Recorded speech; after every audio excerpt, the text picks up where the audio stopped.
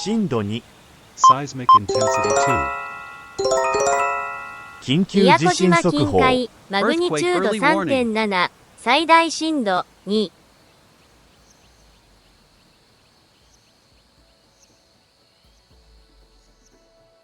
第二報受信。信号。宮古島近海。深さ 40km。マグニチュード現在地の予想震度。3.6。0.0。猶予時間は120秒以上。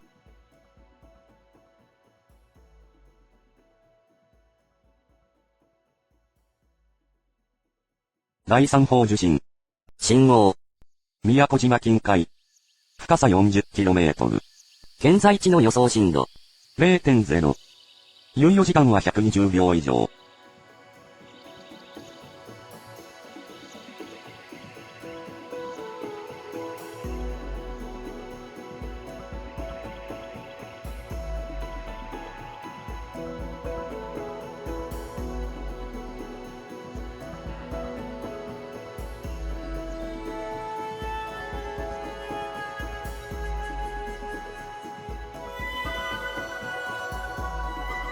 震度0未満、石垣島。